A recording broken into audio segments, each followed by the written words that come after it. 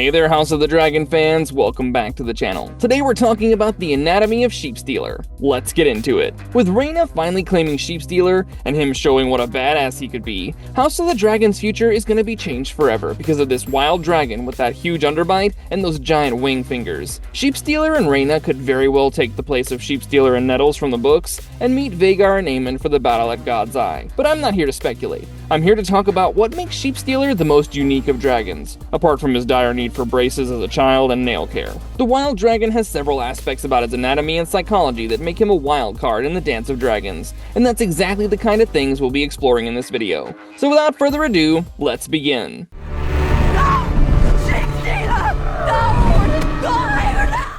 A leaner body built for hunting. So Sheepstealer is a wild dragon, right? What this means is, it never had the luxury of living with humans since birth. That sounds weird. Well, think of dragons born and raised in Dragonstone or King's Landing as raptors used in falconry. Those birds of prey are often set loose when they're required to hunt, but they always come back to their handlers. Why is that? I mean, these are birds of prey and can always just fly away, but they don't. The simple reason is that these raptors are trained through positive reinforcement to rely on their handler for food, safety, and shelter. The birds of prey are made to realize that returning to the handler's glove for a reward is always more appealing than hunting on their own. In the wild, falcons face harsh weather, territorial disputes, and starvation. They quickly learn that their handler provides a reliable food source, protection, and shelter, making the falconer set up an attractive place to stay. Likewise, dragons raised by ancient Valyrians or Targaryens until the Dance of Dragons also realize that staying with humans provides them with food, safety, and fewer territorial disputes with other dragons. And if you add to all this the psychic bond that they share with humans,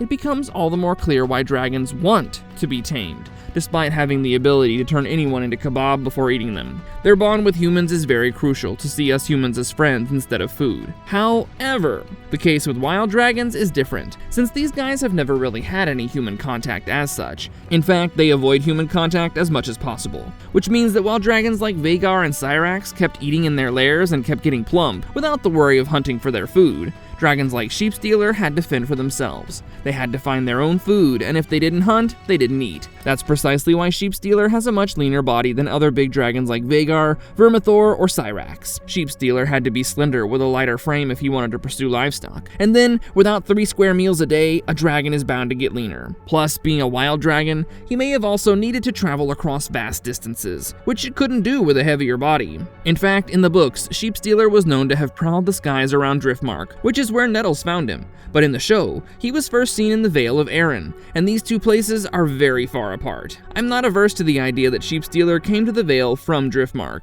Does Valyrian blood tame Sheepstealer? Now this one's a bit tricky, and the answer is twofold. Unlike most other dragons, Sheepstealer has been claimed by 2 different people in the book and the TV show, and we have to look at not just the ancestry of these 2 dragons, but also a few other important factors. So in the book, it was Maester Munkin who introduced us to the girl we know as Nettles, the rider who mounted Sheepstealer for the first time. Queen Rhaenyra's jester Mushroom went on to say that she was a brown-skinned girl of 6 and 10 with brown eyes and black hair. But none of these are Targaryen features. In fact, they're not even Valyrian features, because in the books, both Targaryens and Valyrians had white skin and silver hair. The show only cast black actors as Valyrians, so it became easier for the viewers to differentiate between the 2 Valyrian houses. Given these facts, it's hard to imagine that Nettles was a dragon seed, or a Targaryen or Valyrian bastard. Nettles could only be brown if her mother, who's known as a dockside whore, was of brown skin. But we don't have any proof of the skin color of Nettles. Let us assume for a moment that Nettles was in fact of Valyrian descent. This would mean that Sheepstealer was obeying her in the pages of Fire and Blood because of such blood.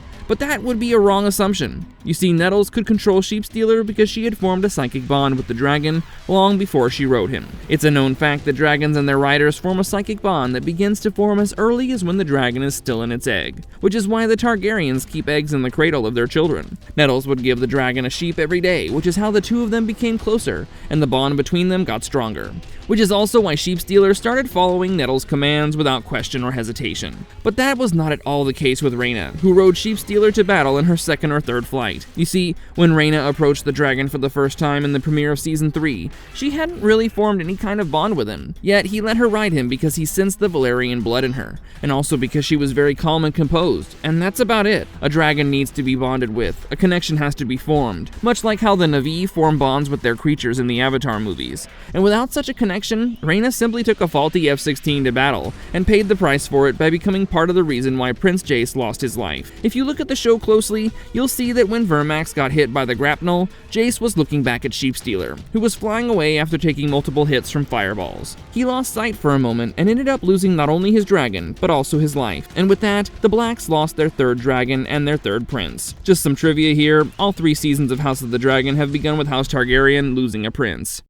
Why does Sheepstealer look so different? Have you seen dragons like Sunfire with his beautiful golden scales, or Caraxes with his intimidating red scales? Wait till you've taken a good look at Tessarion, Prince Daeron's dragon, who's also known as the Blue Queen. Needless to say, these beasts are elegant and have very royal colors. But George R.R. Martin himself described Sheepstealer as ugly, with mud-brown skin tone, who didn't like human contact. And looking at him, I have some serious questions about dragon nail care. I mean, what are those curved things even? They look absolutely demented, but super cool as well. Furthermore, Martin's Fire and Blood says that Sheepstealer's flame must have been golden or red, and these descriptions came from Grand Maester Munkin. But he had written his part of history much later, and he hadn't seen the dragon, so there was no way to confirm what Sheepstealer actually looked like. And that's where House of the Dragon comes in. Since it's canon, we can confirm that the wild dragon scales were actually that ugly earthy color, but instead of brown, he looks more grayish, almost black, with some heavy albinism spread across his entire body, including his wings. Although I think that the coloration helped the wild dragon with camouflage. Sheepstealer almost appears designed to disappear into rocky valleys, muddy hillsides, and the dark slopes of rugged hills, be they from Dragonmont, Windwater, or the Vale.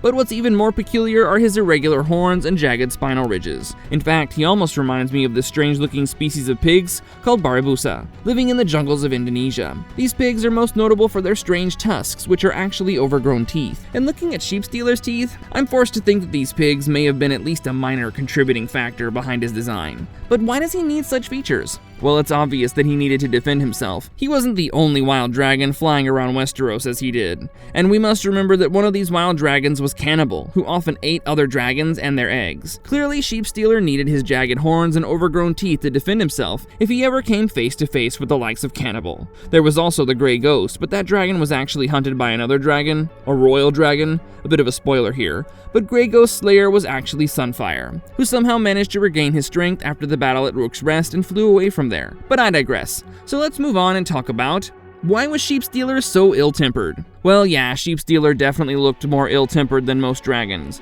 I mean, even Vhagar allowed a young boy of 10 or 12 years old to ride her. She didn't hesitate much when Aemond climbed up and took her for a ride. But Sheepstealer seemed especially stubborn and wild. The simple reason is that Sheepstealer was never ridden before, and he wasn't accustomed to a human mounting him. See, when a dragon is young, it's easier for humans to bond with it. And once dragons have formed such a bond, even a new rider can bond with the same dragon. Case in point, Vermithor, Silverwing, Seasmoke, etc. But Sheepstealer was different from them. Plus, the Targaryen dragons who grew up in King's Landing or Dragonstone were accustomed to many humans around them, and they trusted their riders even when they went to war. Sheepstealer, on the other hand, panicked at the face of so many ships throwing balls of fire at him. So he wasn't murderous, just scared and confused, and any beast who feels threatened or confused tends to attack. Sheepstealer generally avoided close human relationships, but could become aggressive when approached, threatened, or provoked, and in short, his temperament resulted from a lifetime without dragon keepers or riders, and every unfamiliar person represented either danger, competition, or a potential source of food.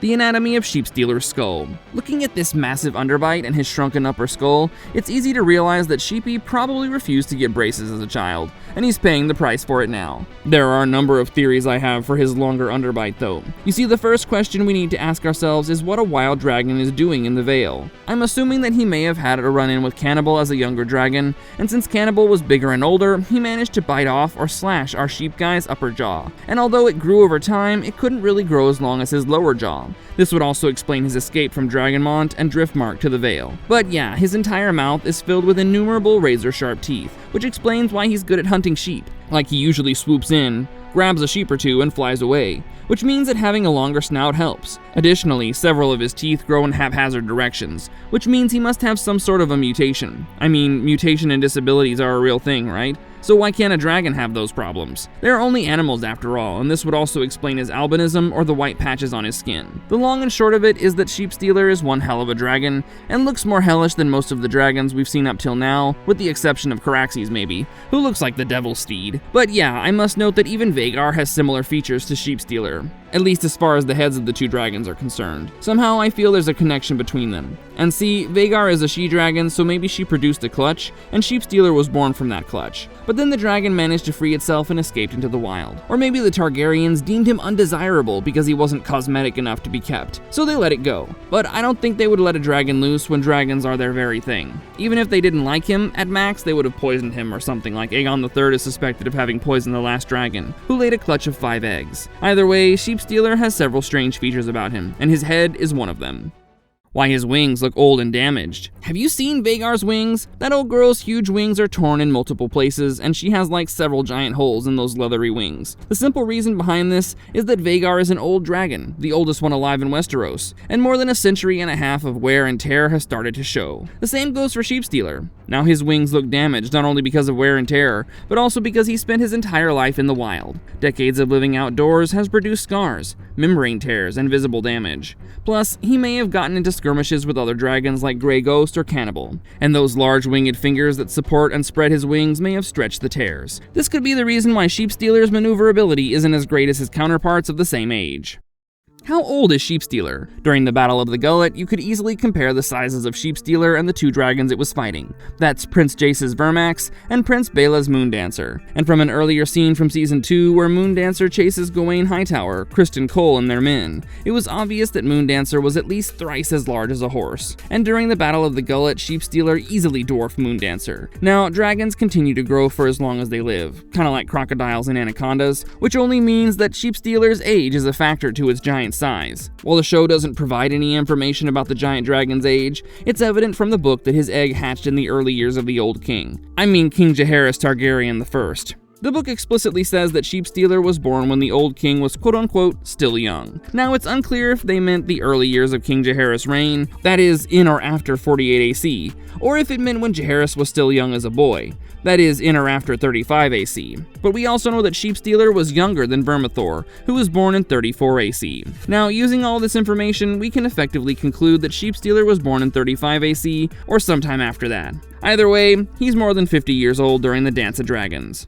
Why did he prefer sheep? Well, this one's pretty straightforward. I mean, the only logical reason why Sheepstealer preferred sheep is that lamb is pretty yummy. But most importantly, the Westerosi reared a lot of sheep, so it was readily available food for him to feed on. Furthermore, their grazing grounds obviously created predictable hunting grounds, so our guy didn't have to worry about where to go to look for food. Sheep were also easier to attack and carry, especially when you compare it with cattle, which are heavier. Strangely, I haven't seen a lot of cows in the Game of Thrones shows. Like, that's just a curious thought I suddenly had. Anyway, let's move on. So yeah, guys, that was all in this one. If you liked this video, please consider hitting the like and subscribe buttons. Those 2 small clicks from you will help us tremendously in bringing you more of these awesome videos. Stay safe and have a good one.